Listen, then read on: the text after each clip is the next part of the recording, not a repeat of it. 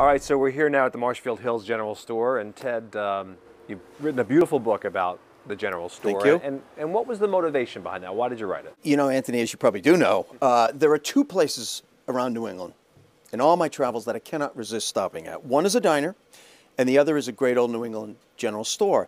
And over the last 15 years or so, I would say, I started to notice that diners were actually making a bit of a comeback. Fewer were closing, more were opening and being saved, which is great.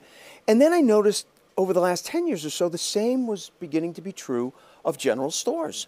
They also were making a comeback. In many cases, as we saw in the last segment, communities themselves were stepping in to save their general store. So why do you think there has been this resurgence of the general store? You know, it all has to do with this concept of the third place in life, which people may have heard of, whether they know it or not, but it's this concept that we spend our lives, for the most part, in one of three places: home, family, work, and this third place that can be a place of worship, it can be a beauty shop or a barber shop or a diner or a library or, like in this case, a general store. And it is a place where it's separate from the first two places, and it is a place that you know you will be interacting and engaging and finding community, your own community.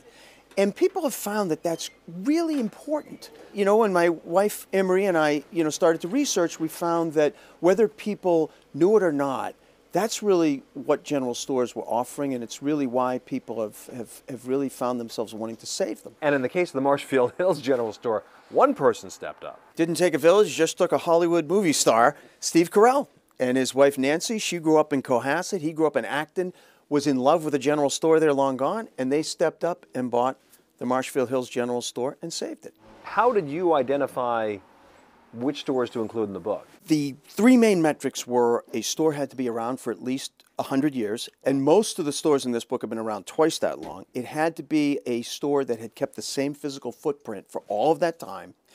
And most importantly, it had to be a place that was a genuine community gathering place, a true third place. Well, if you're looking for Ted Reinstein, he's at least in one of two places, a general store, a diner. We'll look for you there. All right. Nicely done. Thanks.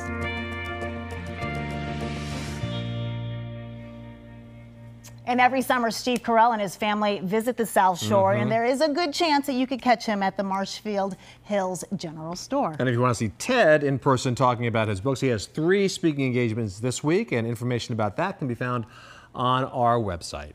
And that is Chronicle for tonight. Thanks so much for joining us. I'm Anthony Everett. And I'm Shana Seymour. Have a wonderful evening. We hope to see you right back here tomorrow night at 7:30. Have a good one. Good night.